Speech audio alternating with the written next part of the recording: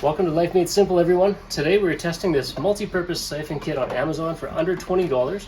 Why do I need it? I am going to be siphoning out some of my transmission fluid on this 2013 Chevy Silverado and replacing it with newer stuff. And so instead of dropping the pan and replacing the filter, doing a regular transmission service, which I actually already did last year, my only purpose is I just want to replace some of the transmission fluid. I noticed that it's getting a little bit light in color, and when I'm towing, it's hitting 102, 103 degrees, so I want to try to lower that temperature. So stick around today if you have the same issue and you plan on siphoning out transmission fluid to replace that in your vehicle. This might just be the video for you. And for just under $20 off of Amazon, this is what that multi-purpose siphon kit comes with. First of all, of course, you've got the siphon, manual pump. The top is where the intake for the fluid goes in. The bottom is where the fluid's going to come out. These little attachments are some sort of air tube related stuff that honestly have no purpose for whatsoever. It comes with 4 hoses. This one says the overall diameter, and this one's a pretty thick, rigid hose. Overall diameter is a 1/2 inch. The inner diameter is 1/8 of an inch. These orange ones, a little bit longer, a lot more flexible. Overall diameter is 1/2 inch, and the inner diameter is 11/32. And there's 2 of those. So all of these can basically hook into here, and I'll show you how that happens after. Then the last one, which I'm really interested in, of course, for this video, is a 4-foot transmission hose line. I don't know the exact dimensions on this one, but it basically fits in the dipstick tube. It's longer than the transmission dipstick, so it should get right to the bottom, being able to siphon out that transmission fluid. The last things to take note of are these 2 fittings, and I'll show you how that works in a sec. The last attachment here is this one, and this one basically goes in this transmission tube. So it'll plug in this way, and then that plugs into one of the orange lines. So the orange lines are going to be the ones that are coming out of the pump.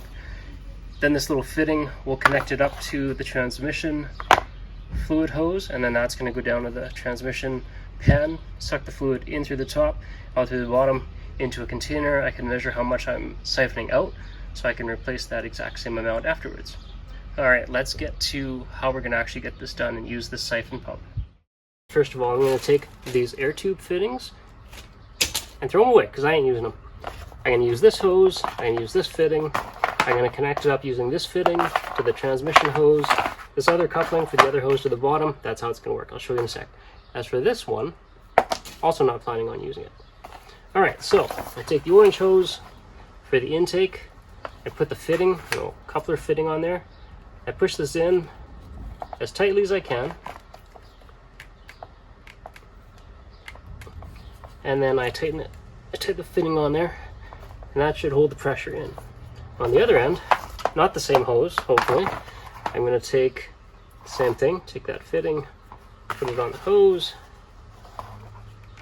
stick this in there as tight as I can get it, tighten that fitting on.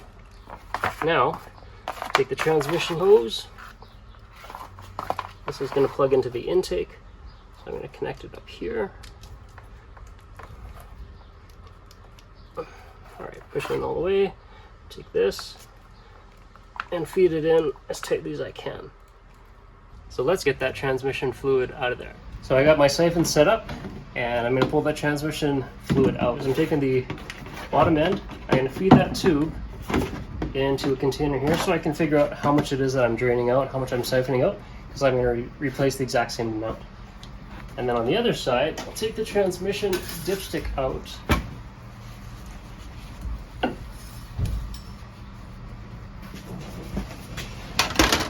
Side, and let's take the transmission hose line and we're going to feed it down there.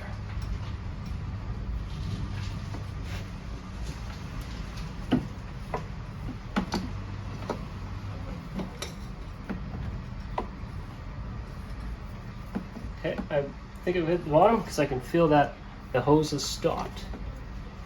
Hopefully we're going to keep this thing at the very bottom. We'll see. And then, all I should have to do is siphon. Let's give this a try now. I do wish these lines were clear. It'd be a lot easier to see if anything's actually happening. Oh, I can actually see fluid in the line right here now. So it is siphoning it, although, albeit very slowly, it's going.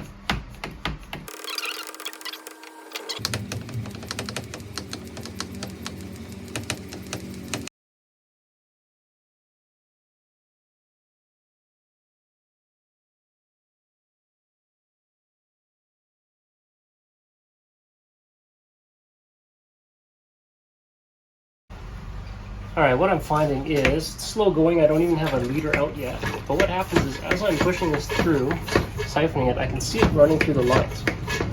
But what also happens is it sucks in all the air and collapses this hose. So once I do this for a while, it gets to the point where it's constricted the hose so much that it's not really pushing transmission fluid through anymore. And so it's like I kind of need to loosen the pressure, undo the hose, kind of let it relax again, and then put it in, which sort of defeats the purpose, because once you do that, I need to get it pressurized where the water comes back through again.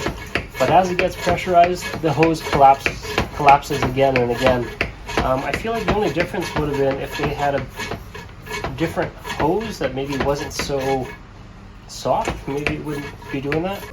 So what sort of seems to work is you go quickly to pressurize the siphon. Then once it starts pushing fluid through, I just put it in this so it wouldn't tip over. Or actually so it's going downwards. I don't know if that makes a difference, but basically once it's pressurized, it starts pulling the fluid through a little bit faster, but at some point this hose does continue to sort of collapse. And so from that point on, I still need to sort of open it up, let it regain its composure, and then keep going again.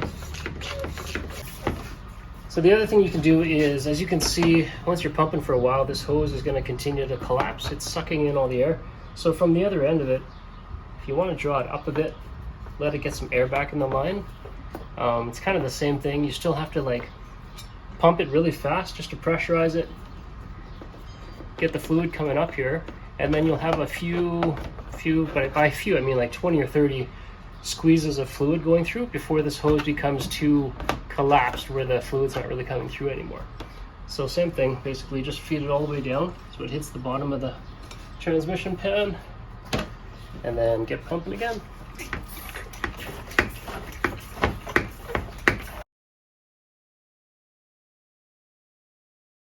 Well, I'm done. It took about, I think, 40 minutes to siphon about 4 liters. So I basically siphoned it into this jug, and then I marked the volume. So I'm going to dump this, and then I'm going to pour in new transmission fluid, pour it in through the dipstick, and then take it for a drive, warm it up, check the fluid level, top off as necessary.